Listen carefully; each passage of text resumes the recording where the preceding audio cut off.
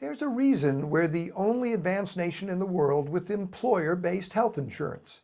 It was a defensive move by GM in the late 40s intended to prevent the Toledo-based union from expanding its hold on GM workers by creating health benefits. Within 10 years, 70% of all big employers had institutionalized health benefits as part of the compensation package, and in the process, created an enormous new industry sector, private health insurance.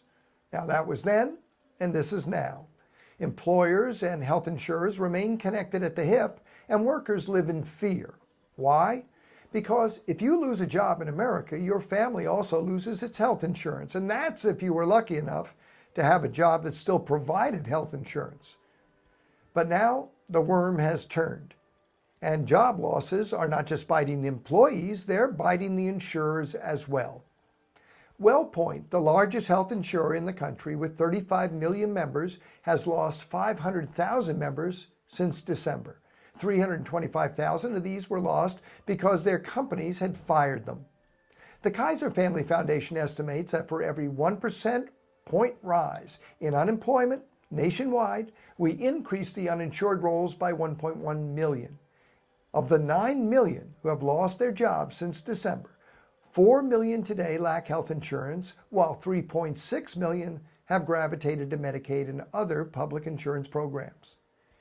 This means that our ranks of the uninsured, which stood at 45.7 million back in 2007, has now swollen to 50 million. WellPoint is not alone. United Health Group lost 900,000 members in the last quarter, with its CEO predicting that it could reach 1.5 million in losses by year's end. Tenet Healthcare, the hospital corporation, says that its privately insured admitted patients dropped 2% in the first quarter. And the American Hospital Association says that 1/3 of its member hospitals are reporting a decline in elective surgeries. What we're seeing is a straightforward reversal of fortunes. For over 50 years, insurers had it easy. They sold policies through large employers who reliably delivered bunches of employees with few questions asked. In the process, employers retained the employees and were profitable mostly. And the insurers became very rich with logos dotting the city landscape on the tallest buildings.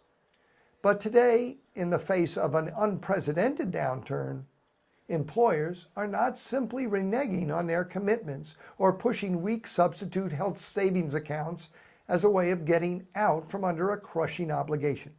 Today, they're not just dumping health plans, they're dumping their employees. And as they do that, they're severing the employer-insurer lifeline and the health insurance industry's entire value proposition. Rocky road ahead.